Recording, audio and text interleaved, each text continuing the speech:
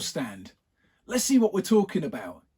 Some of you have been kind enough to comment in and request that I do some flatland.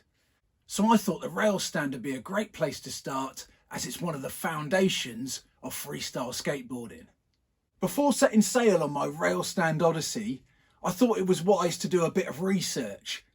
Luckily, I happened across an excellent tutorial by freestyle skateboarding wizard Mike Osterman.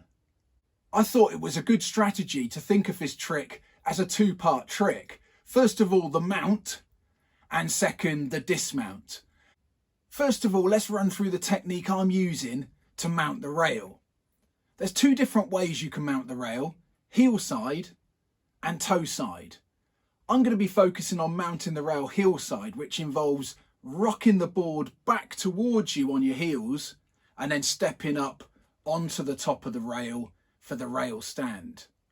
To do this, I'm placing my back foot over the rail, and I found it best to have it right over the rail so the ball of the foot is dangling over the edge, and really it's only the heel with the arch right there. On the Anderson board I'm using, there's a couple of money bumps that really help the board to stand up. Andy's thought about this. He does a lot of rail stand and freestyle maneuvers, and this board stands on its rail really nicely because of these bumps. But I was finding I can pop my back foot on this bump for more purchase. The front foot scissors across so it's facing forwards and is just on this heel side rail. So again, you can gain purchase, ready to flip the board. I'm a little bit risk averse, and this flipping of the board and standing on the edge with my pelican legs at my age, oh my gosh, had carnage written all over it. So I thought it might be easier to try this with the board on a rug to stop any wheel slippage, and also with a sofa behind me, because one of my key concerns was coming off of this rail and landing on me arse.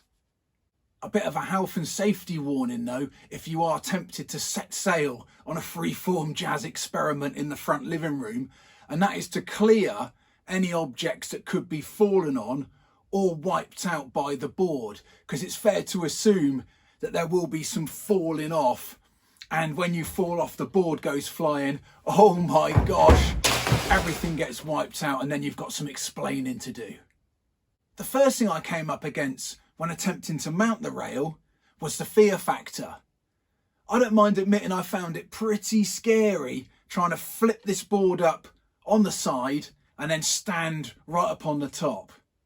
The key concerns I had was the board not flipping far enough up and then me coming off of the back and landing on me arse.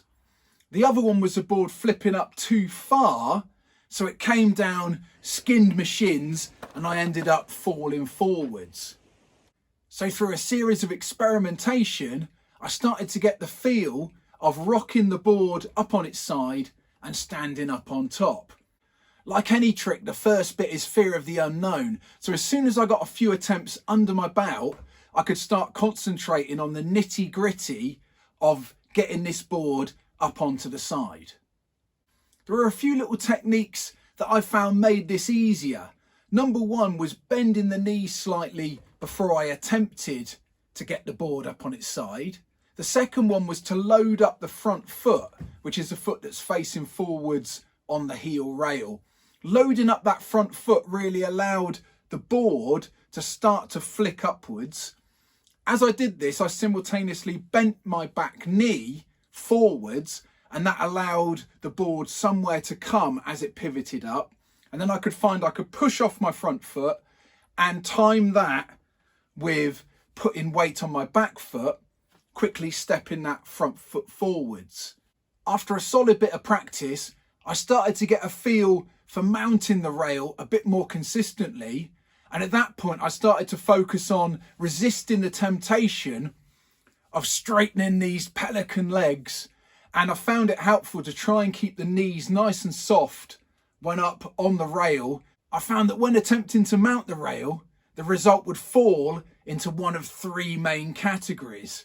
Category one was the board flipping too far back onto itself and either landing with your feet on the top of the board or falling forwards onto your hands. Now this one seems scary, but out of the things that could go wrong, bringing the ball back too far seemed to be the best option. Even if you land with your feet on the wheels, your feet fall to the sides back onto the board, no problem. Also, if you commit hard enough, the board doesn't really have a chance to come down your shins and skin your shins because your toes are already over the edge, so you always land there. The worst thing is falling forwards, and you can just use your hands to stop yourself or do a little bit of a commando roll onto your shoulder. The worst one by far is a lack of commitment in flipping the board up onto the rail, combined with commitment of standing on the rail, because this puts you in a position where the wheels can start to roll on their edge in a sort of bizarre coconut wheelie, and if your weight is off balance at all, whoo, you can do the Mr. Wilson out the back, end up landing on your ass, and oh my gosh, I felt that one out and it was pretty unpleasant. So if anything, I was trying to concentrate on flipping this board and being really committed, and if it went too far, I wasn't too concerned. It was this halfway house of the board not flipping up enough that could really get the emotions running. The third category was obviously the Goldilocks zone I was aiming for, where the timing of the flip and the commitment was just right, up onto the top, and then at that point it was just a case of remembering to keep my knees nice and soft, keep the centre of gravity nice and low, and balance up there in the rail stand. The next thing to address was a second component of the rail stand manoeuvre, the dismount. I found that this one also had a little bit of a fear factor component, but after committing to a few, I found it wasn't technically that hard to get the board to flip backwards and time that with landing back on the grip tape. The technique I was using was to bend my knees slightly and then hop my weight off of my feet while simultaneously flicking the toes. To start with, I was aiming to land with both feet on the bolts, but then I started to rejig that so that my back foot would land on the tail and my front foot was in its riding position, and that would put me in a position to tic-tac and ride away. I was lucky enough not to encounter any mishaps with the dismount, but there were a few close shaves, the main one being not committing enough to the hop in the air and coming down with the board on a bit of a halfway house. Whoa. Luckily, when that happened, the board corrected itself and I just landed with my toes on the Heelside edge, and that was fine. Next up, I wanted to see if I could mount the rail whilst riding the board with a little bit of forward momentum.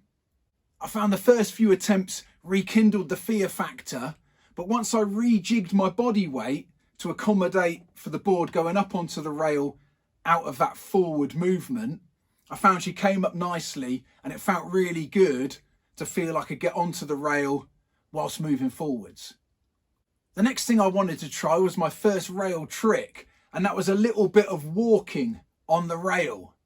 For this one, I used a simple foot pattern of front foot back into the centre of the board, cross step so my back foot was now on the front wheel, and then hop both feet back onto both wheels and then do the dismount. Again, this rekindled the fear factor, but it turned out that that flipping motion would be backwards and that my feet would just land on the top of the board if it did flip. So once I got that confidence, I found I could walk along the rail and get those rail walks. The key component was just the balance, and I found the thing that helped me balance was keeping my knees nice and soft and my centre of weight as low as possible, and that helped me get those walks along the rail. Regular viewers will know that I have a bit of a passion for transition skating, so as a final challenge, I was wondering if it was possible to get the rail stand into some sort of transition-based trick. My first idea was to use the rail stand as start of a run into the mini ramp. So start in a backside axle position, rock the board up into the rail stand, and then dismount the rail while simultaneously getting the board to lock in to a backside axle stall and then pivot in and start your run. It seemed like a fairly easy idea in theory. After all, what could possibly go wrong? But standing up there, getting ready to get into that rail stand, oh my gosh, all I could see was the transition in front of me, and I was thinking if I went too far, whoo, I'll be down the rail head first, and hey presto, there she blows, woo!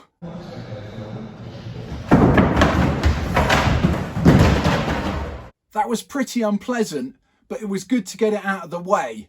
The main thing I was finding when I was trying to get up onto the rail stand was I was, trying to get myself away from the danger, so I was constantly toppling backwards and using the wall to balance. So to counteract this, I just made sure that I committed my head and shoulders over the board and tried to ignore that I was doing a rail stand on the deck of a mini ramp. Once I got the rail stand, it was time to come back in, and that was just a case of pure commitment. I knew it would work, so I just jumped and rocked onto my heels and then put all my weight on my heels, trusting that the wheels would lock into the coping, ready to axle back in. Of course, inevitably, there were a few times when that didn't happen.